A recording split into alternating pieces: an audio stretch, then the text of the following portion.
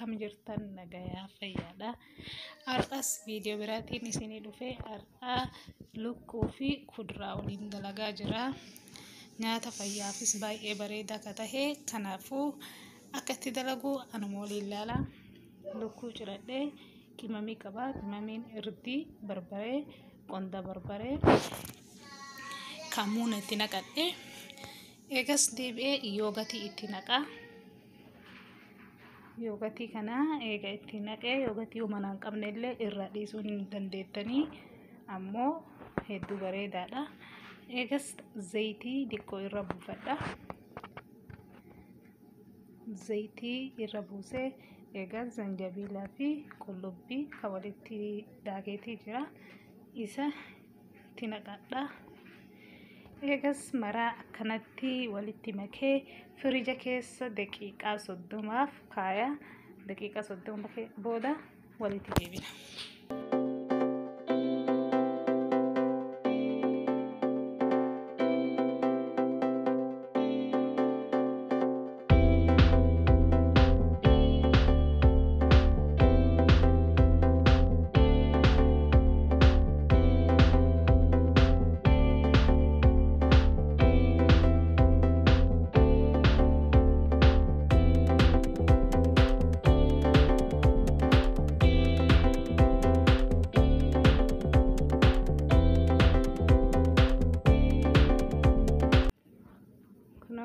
Daqiiqaa 30 booda lukkuu firiisa keessa baasee amma zayitii ibiddarra kaa'ee zayitii kanatti deebi'ee lukkuu reefuu isaan itti naqadha.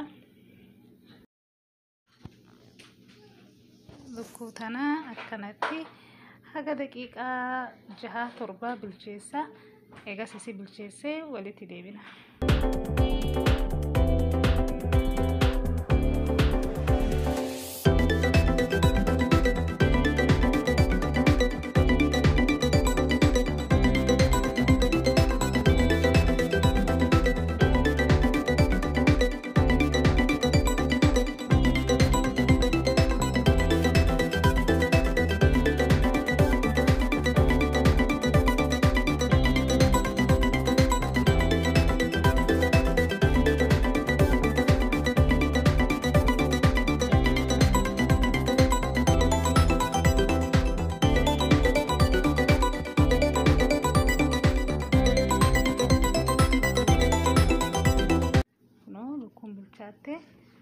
Amma deebi'ee shunkurtii itti naqadha. Shunkurtiillee akkanatti gurguddisee jiree shunkurtii kanas xiqqishu bilcheesse. Eegas kaarotii itti naqaa. Kaarotii shunkurtii walitti bilcheessa. Warri chaanela kanaaf haarawaa please like, share, subscribe gochuu hin dagatinaa. Warri duraanuu maatii taatan ammas baga nagayaan deebitanii viidiyoo laastanii yoo jaalattan like godhuu hin dagatinaa. Kunoo amma kaarotii itti naqaa. Kaarotii kanaa fi shunkurtii diqqoo addatti moggaatti akkana bilcheessa. Eegas kana bilcheessee walitti deebina.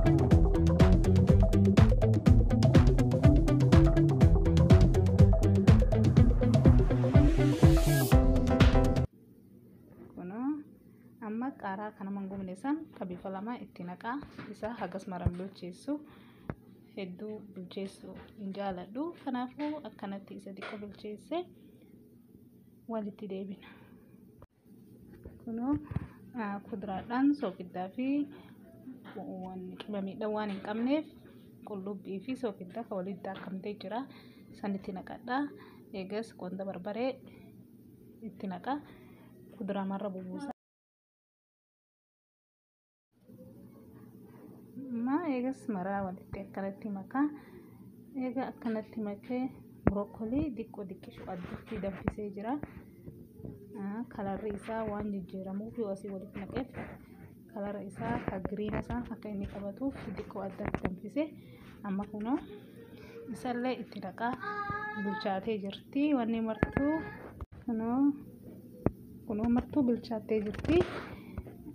Akkanatti brokkolii itti naqee diqqoo walitti makee flavor qimamiidhaan waan hunda waliin akka fudhatutti kanatti ruuza waliin ibeen buddeena waliin illee nyaachuu dandeettanii nyaata hedduu salphaa nyaata laafaa nyaata fayyaa teennaafis hedduu gaarii ta'e kanaafuu please like share subscribe gochuu hin dagatinaa haga viidiyoo biraatiin yeroo biraa walitti deebinu nagaa keessa jiraadha.